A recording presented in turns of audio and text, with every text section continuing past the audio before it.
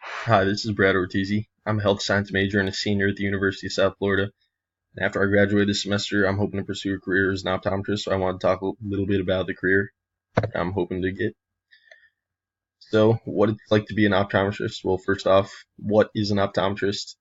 Optometrists are health professionals, and they're responsible for providing non-surgical treatment to patients who suffer from visual impairments, injuries, and diseases as such. And typically, the duties that an optometrist has to take care of on a daily basis would be performing eye examinations, running tests to allow them to diagnose and treat these visual diseases. And this can be a wide range of examinations and tests and a wide range of different diseases that a patient could have.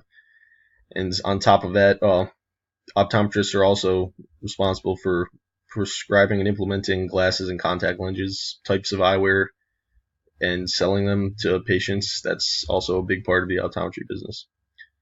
So typically, optometrists work in like a smaller office or clinical setting, not in like a large hospital like many other health professionals do. And they may work alongside a small staff. This could include other optometrists or ophthalmic MTs who would typically just be responsible for managing equipment, helping out with the examinations, and just utilizing the technology and equipment that's within the office to assist the optometrist. And optometrists may also connect patients to ophthalmologists if necessary, and an ophthalmologist is a eye care professional who's gone through med school and is trained in surgery. So if intensive treatment or eye surgery is necessary, typically the optometrist would refer the patient to an ophthalmologist. So in order to become an optometrist, you would have to apply to a graduate program for optometry. There's 23 offered in the US, and Nova is the only one in Florida. And in order to be admitted, you have to take all your core science classes. Typically, you would have a major such as like health sciences like mine, or biomedical sciences, pre-med, or something, any major that requires you to take all those core and intensive science classes.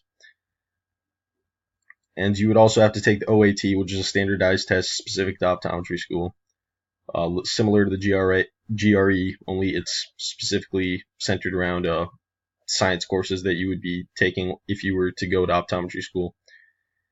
And also, when applying, it would be helpful to have volunteer and clinical hours, but they typically are not required by optometry programs. Now, if you are accepted, then an optometry graduate program is 4 years, and the first 2 years would be coursework, and this last 2 years would be clinical rotations. And once you complete these 4 years, you would receive your OD, which is Doctorate of Optometry. And once this is received, in order to become an actual licensed and working optometrist, you would have to pass the National Board of Examiners and Optometry exam. And at that point, if you pass the exam, you'd be certified, but you would still need to participate in ongoing education. So what this ongoing education would require, it varies by state, but typically it's 20 to 30 hours every 2 years. In the state of Florida, it's 30 hours of continuing education every 2 years, and it's overseen by the Association of Regulatory Boards of Optometry. And this coursework, it can range from CPR training to just new technology or new research in optometry that you need to become familiarized with. So yeah, it's an ongoing process to maintain your license for optometry. So my 5-year plan to become an optometrist. So starting with May 4th, I will be graduating. I'll be receiving my degree in health sciences, but I still do need to take post-baccalaureate courses to fill requirements for optometry school. Courses like microbiology, anatomy and physiology, and biochemistry. So I'll be taking those over summer and fall. And as I'm doing this, I would also be taking the OAT towards the end of the summer, and also I'd probably start my application process during fall of 2019, this coming fall. And I would hope that by spring that I will be hearing back from these schools, and definitely hoping that I'd be fortunate enough to be accepted to an optometry program somewhere in the U.S. And at this time, I would also be searching for a job, hoping to find a job in some type of healthcare settings, especially an optometry clinic or something like that, and be working there through that spring and summer.